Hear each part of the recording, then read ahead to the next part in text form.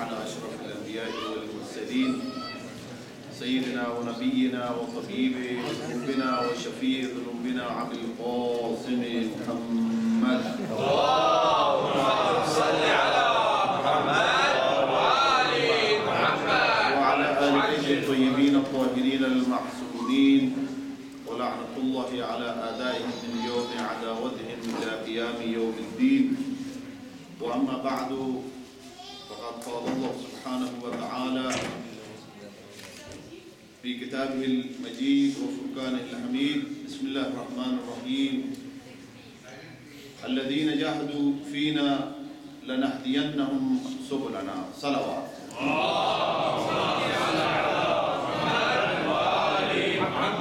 قبل اس کے کہ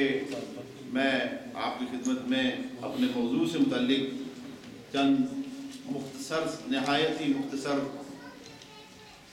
طور پر آپ کے خدمت میں سمع خراشی کروں گا، چونکہ فضلاء کرام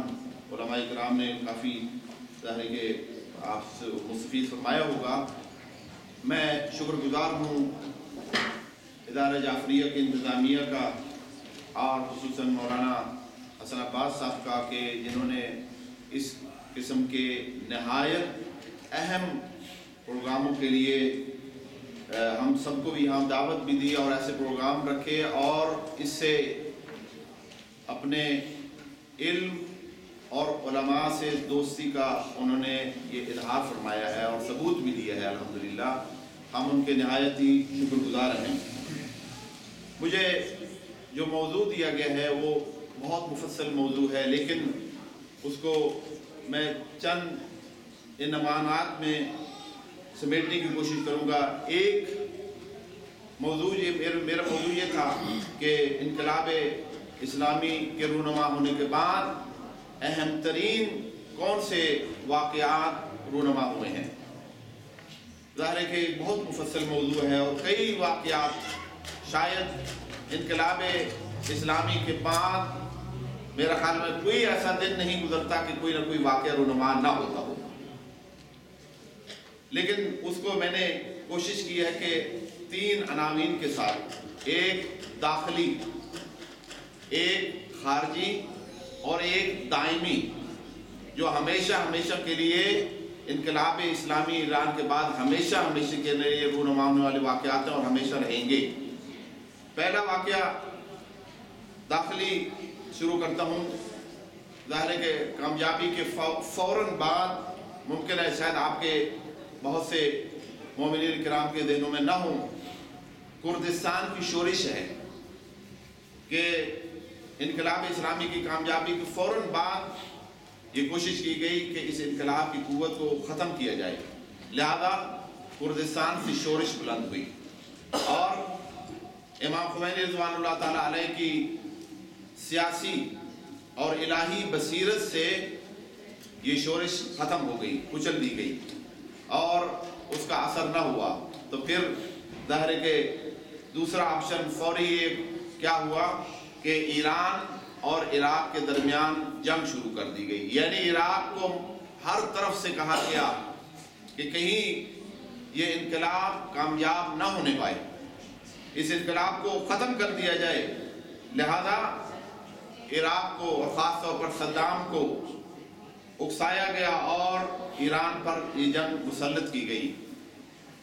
یریدون ان یطفئوا نور اللہ بافواہہم واللہ متم نورہ ولو کرہ الکافرون. اللہ سبحانہ وتعالیٰ ظاہر ہے کہ یہ ایسا انقلاب ہے کہ جس کو تائید غیبی حاصل ہے. اللہ سبحانہ وتعالیٰ کی تائید اسے حاصل ہے. یہ انقلاب ختم ہونے والا نہیں ہے، دشمن نا امید ہے. اور اس سے اگلا جو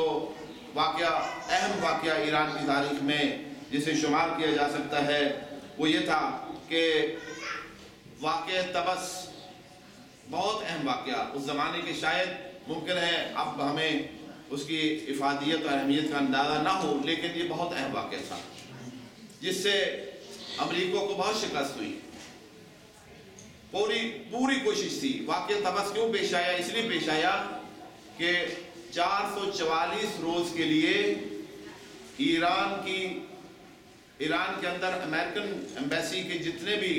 لوگ تھے ان کو وہاں کے اسٹوڈنٹ نے یرغمال بنا لیا تھا، اور ان کو چھڑانے کے لیے امریکہ نے فوجیں بھیجی، مسلح ہیلی کاپٹر بھیجے، لیکن طبس کے علاقے میں آتے ہوئے فوراً پروردگار نے انہیں نابود کر دیا۔ ایک اور مسئلہ جو واقعہ ہے وہ بہت ہی اہم واقعہ ہے، خصوصیت کے ساتھ شہید بہشتی کا قتل، اور ان کے ساتھ 72 پارلیمنٹ کے بہترین انقلابی رہنماؤں کو قتل، تاکہ اس انقلاب کو ختم کیا جائے، لیکن ظاہر ہے کہ یہ بھی کامیاب نہ ہوا۔ اس کے فوراً بعد کچھ ہی عرصے کے بعد وزیر اعظم اور صدر ایران رجائی محمد علی رجائی اور شہید باہنر کو قتل کروایا گیا، یہ بھی کارگر ثابت نہ ہوا۔ اس کے بعد کچھ ہی عرصے کے بعد جب ابو الحسن بنی صدر کو صدر بنایا جاتا ہے تو یہ بھی ایک خاص واقعہ ہے، ایران کی تاریخ کا ایک منفرد واقعہ ہے کہ صدر ہوتے ہوئے لیکن چونکہ خائن صدر تھا جس کو پارلیمنٹ نے حکم دیا کہ اس کو عزل کیا جائے، اور پھر جب وہ اپنے مقام پہ نہ رہا تو اس کے بعد آہستہ آہستہ برقع پوش ہو کر فرانس کا رخ اختیار کیا، اور آج بھی وہاں پر ذلت و رسوائی کی زندگی بسر کر رہا ہے۔ اس کے بعد ایران کی تاریخ کے اندر، خود ایران کے اندر بہت اہم واقعہ، اور وہ قائم مقام رہبری کا عزل۔ شاید ہم اس کو فوراً ہضم کر لیں، لیکن یہ قابل حد واقعہ نہیں تھا ایران کے لیے، جس کے لیے بہت عرصے دراز کے لیے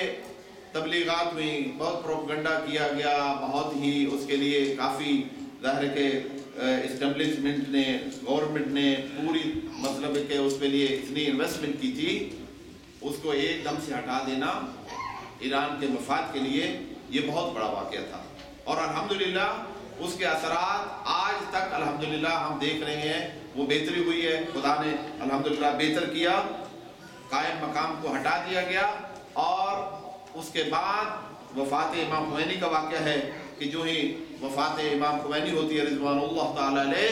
اس کے بعد ایران کے لیے، انقلاب کے لیے اور اسلام کے لیے، تشیع کے لیے بہترین فرد کا انتخاب کیا گیا، یعنی حضرت آیت اللہ العظمیٰ سید علی حسینی خامنائی کا انتخاب کیا گیا، اور اس کے بعد انقلاب کافی یعنی واقعات ہیں، اس کو مختصر کرتے ہوئے اپنے ٹائم میں کوشش کروں گا اس کو مکمل کروں۔ اس کے بعد جو خاص طور پر ابھی پچھلے 1-2 سال میں یہ واقعہ رونما ہوا ہے، وہ انقلاب سبز یا مخملی انقلاب، یعنی وہ انقلاب کے اندر انقلاب کوشش کی گئی کہ اس کو برپا کیا جائے، یعنی انقلاب اسلامی کو اپنی سمت سے اور جہت سے ہٹا دیا جائے، اور وہاں پر انقلاب کے نام لینے والے لوگ آ جائیں، نام لیتے ہیں انقلاب کا لیکن انقلابی نہیں ہے، جو انقلاب سے اور امام خمینی کی فکر سے کوسوں دور ہو چکے ہیں۔ اب وہ لوگ انہوں نے کوشش کی ہے کہ آئیں، لیکن الحمدللہ اللہ سبحانہ وتعالیٰ نے انہیں بھی کامیاب نہیں کیا۔ میں نے البتہ جن واقعات کا ظاہر ہے کہ آپ نے غور فرمایا ہوگا، انتخاب کیا ہے، یہ وہ خصوصیت کے ساتھ وہ واقعات تھے کہ جو خصوصیت کے ساتھ انقلاب کو ختم کرنے کے لیے، انقلاب کو دبانے کے لیے، انقلاب کی طاقت کو کمزور کرنے کے لیے یہاں پر میں نے ان کا، اور یہ یعنی برپا کی گئے انہی کا ذکر کیا ہے۔ ظاہر ہے کہ باقی بہت سے واقعات ہیں جن کا تذکرہ کرنا ظاہر ہے کہ آپ کے لیے یعنی مناسب نہ تھا۔ جہاں تک خارجی جو ایران سے باہر کے واقعات ہیں، اس میں ظاہر ہے کہ رشیا کا پاش ہو جانا، جس کی پیشنگوئی امام خمینی رضوان اللہ تعالیٰ علیہ نے میخائیل گورباچوف کو اپنے خط کے ذریعے کر دی تھی کہ آؤ اسلام قبول کر لو۔ امام خمینی نے بھانپ لیا تھا کہ اب ظاہر ہے کہ ان کے پاس کوئی خاص اہمیت والی چیز نہیں رہی، اور لہذا یہ لوگ اب اس بالکل دہانے تباہی کے دہانے پر ہیں۔ امام خمینی نے میخائیل گورباچوف اس زمانے کے رشیا کے صدر کو خط لکھا، آیت اللہ العظمہ شیخ جوادی عاملی کو بھیجا اور ان کو کہا کہ یہ میرا خط لے جائیے اور ان پر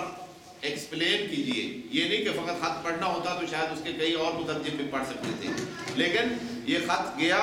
خط لے کر گئے اور وہاں پر ان کے لیے ایکسپلین بھی کیا، لیکن بہرحال قسمت میں نہ تھا اور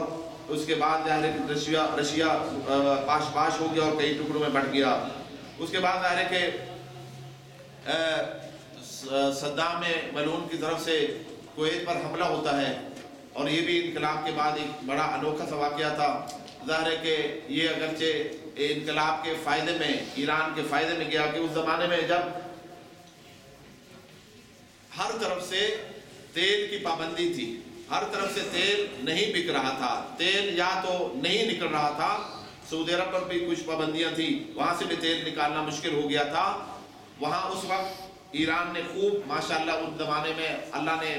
ایران کی مدد کی اور خوب اس دنوں میں تیل بکا اور کافی ایران کی اقتصادی حالت بہتر ہوئی ان دنوں میں۔ اس کے بعد ظاہر ہے کہ 9/11 کا واقعہ ہے، ظاہر ہے کہ اس کا تعلق ایران کے بعد ایران سے ڈائریکٹ تو نہیں ہے، لیکن مجموعی طور پر وہ بیداری جس کا قبلہ صاحب نے ابھی ذکر کیا ہے، قبلہ مولانا حیدر صاحب نے اپنی تقریر میں، کہ جو انقلاب ایران کی وجہ سے پوری دنیا میں آ چکی تھی وہ بیداری، اس کو ختم کرنے کے لیے، اس کو ڈائیورٹ کرنے کے لیے اور مسلمانوں کو بدنام کرنے کے لیے ہر جگہ ظاہر ہے کہ یہ ڈھونگ رچایا گیا۔ میں نہیں سمجھتا کہ کسی مسلمان کا یہ کام ہوگا، یقیناً میں نہیں سمجھتا، اور اگر کسی کوئی مسلمان فرضاً تھا بھی تو میں نہیں سمجھتا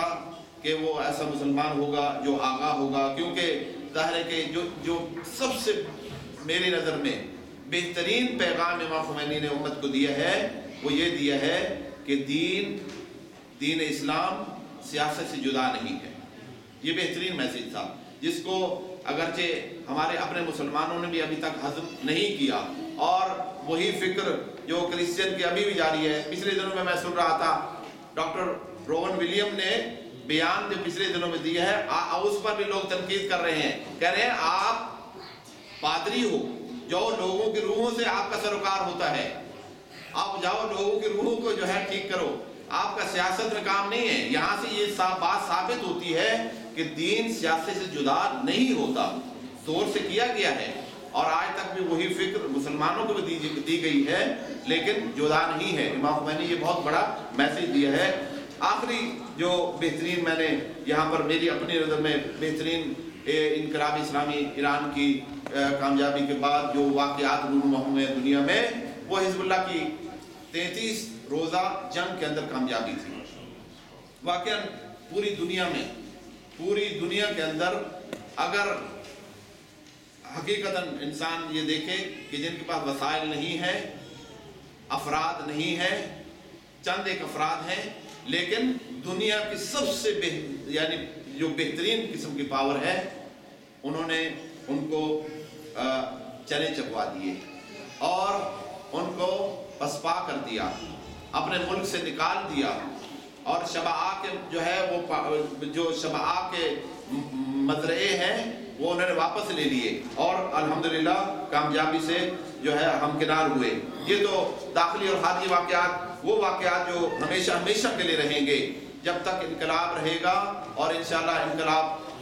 انقلاب مہدی رہے گا انشاءاللہ تعالی، یہ واقعات ہمیشہ کے لیے رہیں گے۔ جیسے یوم القدس ہے، جب بھی انقلاب رہے گا تو یوم القدس ہمیشہ امام خمینی اس کو رکھ کے گئے ہیں، ہمیشہ یہ رہے گا۔ اور اس کے بعد ہفتہ وحدت ہے،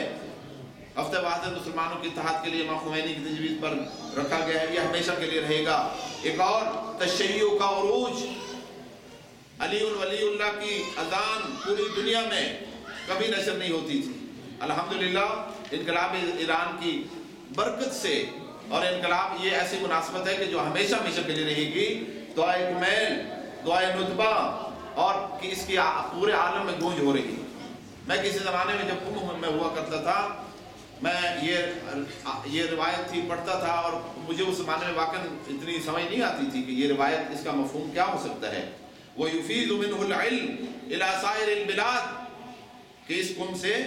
علم پوری دنیا میں پھیلے گا. یہ امام جعفر صادق علیہ السلام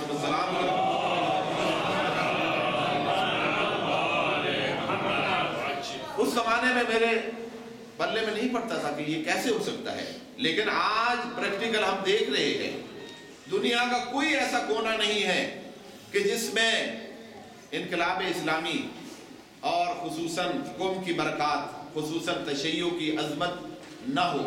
آپ افریقہ میں چلے جائیے، کونے کونے میں، ساؤتھ امریکہ میں دیکھیے، جاپان تک، کوریا تک، پتہ نہیں کہاں کہاں تک خود اپنی آنکھوں سے دیکھنے کو ملا ہے. الحمدللہ یہ برکات ایسی ہیں کہ کبھی یہاں پہ آپ ادارہ جعفریہ میں دیکھیے، ہمارے ہم ایسٹ لندن میں رہتے ہیں، وہاں پہ ایسٹ لندن میں کبھی بھی دعائے کمیل نہیں ہو کرتی تھی. کبھی کوئی سوچتا بھی نہیں تھا کبھی دعائے کمیل بھی ہوگی. پاکستان کے آپ اداروں میں چلے جائیے، آج ہر جگہ دعائے کمیل کے جو ہے جلسات ہوتے ہیں اور دعائے ندوہ ہوتی ہے اور یہ سلسلہ جاری و ساری ہے. لیکن آخری بات وہ یہ کہ یہ جو واقعات رونما ہوئے ہیں یہ آخری نہیں تھے، اور خصوصیت کے ساتھ جو واقعہ ابھی ان حالیہ دنوں میں آپ دیکھ رہے ہیں عالم عرب میں اور عالم اسلام میں، انقلاب اسلامی کی لہر، اس کی آہٹ سنائی دے رہی ہے. آہستہ آہستہ یہ انقلاب کی صدا اور اس کی بازگشت اسلامی ممالک کے اور خصوصاً وہاں کے عوام تک پہنچ چکی ہے، لیکن ظاہر ہے اس کو دبایا جاتا ہے بیچارے. خصوصیت کے ساتھ میں بھی بحرین کا تذکرہ کرنا چاہتا ہوں. بحرین اس وقت واقعاً ظلم و ستم کا شکار ہے جس کا کوئی پرسان حال نہیں ہے. میں تمام شیعان اہل بیت سے یہ درخواست کروں گا کہ کسی بھی صورت میں جیسے بھی اپنے ای میل کے ذریعے، پٹیشنز کے ذریعے، اپنے ایم پیز کے ذریعے، جہاں جہاں پہ بھی ہو سکتا ہے اپنے سورسز کو استفادہ کریں اور خصوصیت کے ساتھ شیعان بحرین کی حفاظت کے لیے، ان کی صحت و سلامتی کے لیے، اور وہاں پر جو وہ ایک ڈیموکریسی چاہتے ہیں اس کی انشاءاللہ کامیابی کے لیے دعا بھی کریں اور عملی اقدام بھی فرمائیں. وآخر دعوانا ان الحمدللہ رب العالمین.